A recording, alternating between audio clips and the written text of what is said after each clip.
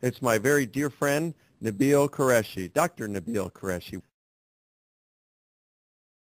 Nabeel, you and I have been friends for I don't know how many years, quite some time. Oh, yeah. And when I first met you, you were a Muslim. Yep, And you were a very, very committed Muslim. I was. And we met through our mutual friend David Wood, and you and David are best friends. And I remember you guys getting in lots of arguments over Christianity and Islam. And so we talked about the basics of Christianity. Can we believe that the Bible is trustworthy? Did Jesus die on the cross and rise from the dead and claim to be God? You see, these questions are just antithetically opposed to everything I was taught in Islam. So discussing these things was very important in my ultimate trek towards Christianity.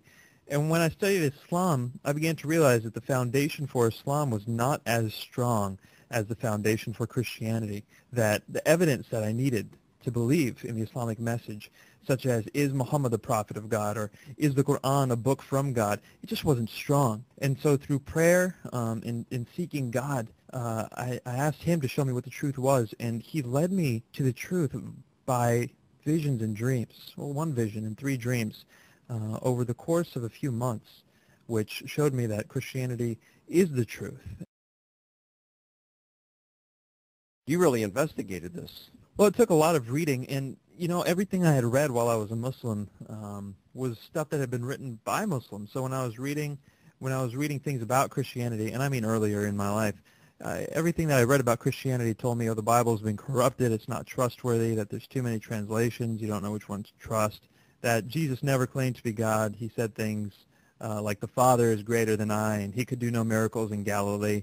And all these quotations that were pulled out of context showed me that Jesus didn't claim to be God. And so when I was really doing my research, I started reading both sides. I started reading what Christians had to say about their own religion, and then what the Muslims were saying about the Christian religion.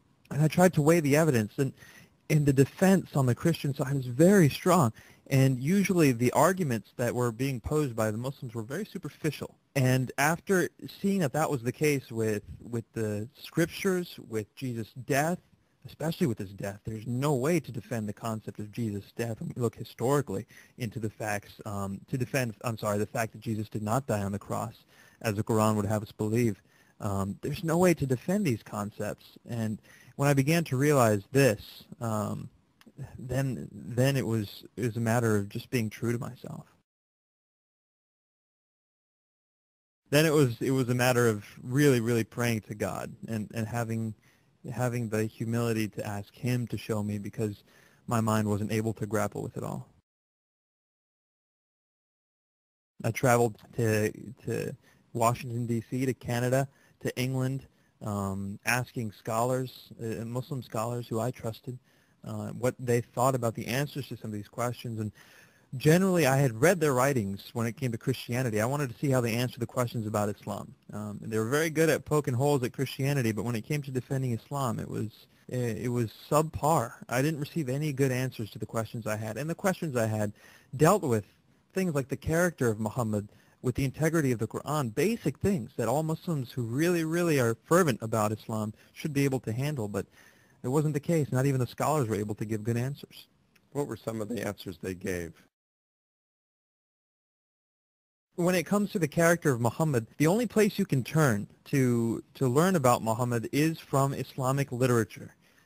Every other source that we have about Muhammad is later than the early Sira literature, Sira being the life of Muhammad, the Ahadith, the sayings and traditions of Muhammad. These are the earliest writings we have about Muhammad, removed, I would say, a couple centuries. Sahih Bukhari, the most trustworthy collection of Ahadith, is a couple centuries after Muhammad's lifetime. The first Sira that we have in our presence today, redacted version of Ibn Hisham's Sira, that was also, well, it was 150 years later, but still, these were Muslim writings, and when you look at them, we see that Muhammad's doing all kinds of things that leave you wondering what he's doing. He's marrying a 6-year-old girl, consummating his relationship to her when she is 9 and he's 53.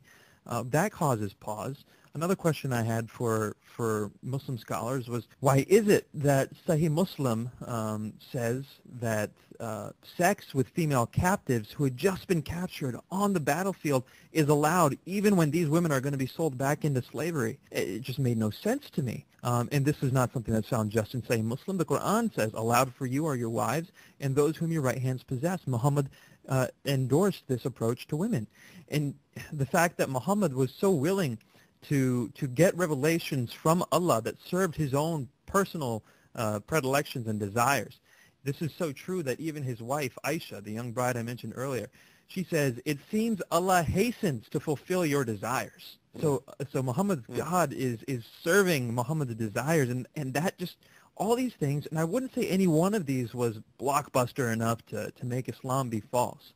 But when these things start adding up, and trust me, Mike, they do, they would cause anyone who's looking at them objectively to start to wonder whether or not Muhammad really is a prophet of God. And the answers that they were giving me had to do with, well, the sources you're looking at, throw out the sources that say bad things about Muhammad, and those aren't trustworthy. Only the sources that say good things about Muhammad are trustworthy. And I'd say it's all from the same source. The good and the bad come from the same sources. How can you decide which ones to pick and which ones not to? And they'd have their reasons and whatnot, but they never hold water. It would always fall apart at some level. Do you think most Muslims know about these problems? No, they don't. When I've debated or when I've spoken along with my ministry partner David Wood, we've noticed that many people would get infuriated when we'd say something very simple. And the response that we'd give is, whoa, we're just quoting your books. And by your, I mean the books of Islamic history that are considered the most authentic. For example, when we say Muhammad hit his wife Aisha, causing her pain, people go in an uproar. They say, this is not possible. And then they say, well, look at Sahih Muslim, number 2127. And there was a sheikh in a question and answer session who was answering questions that people brought. And someone asked the sheikh about violence towards women. And he says, well, we know the Prophet never, ever hit a woman. It's mutawatir, in other words, multiply attested by trustworthy sources, that Muhammad never hit a woman. And I walked up to him afterwards and I said, Sahih Muslim 2127, how do you handle it? And you know what the sheikh said to me? He said, I had never heard of this hadith before. And I said, he's a sheikh. Of course the common people haven't heard of it. And I guess as a Muslim, you didn't read this. It wasn't until, like I said, I started reading both sides of the issue. When it came to Christianity, I wanted to read the best arguments against Christianity and for Christianity from both sides. And when it came to Islam, I wanted to read the best arguments for and against Islam from both sides. And then I started seeing how forceful these arguments really are. Well, Mike, there's a funny thing that happens when you meditate upon the person Jesus Christ. You know, once you believe that Jesus is God, and that God, the God of this universe, who created every expanse, one star in the sky to the next, every single one, he placed them there by his own hands. And he knows the universe inside and out. And that great, magnificent, powerful God also knows me to such an extent that he knows every single hair on my head. And he knows every single atom in that hair, and not only where it is now, but where it has been in the past and where it will be in the future. God knows all of that. He's that grand. He's that majestic. He's that powerful. And yet that God was willing to come into this world as a person, as a human, in the form of a human, and die a miserable death, a death on the cross, bleeding and naked. That God who loved us that much, we would be just neglectful of him if we did not spend our lives telling others about him. You see, the reason he came was to give us a hope. The reason he came was to give us salvation. And if we take that gift and bottle it up inside and not share it with other people, then we're just neglecting our cause and our purpose, and we are not honoring God.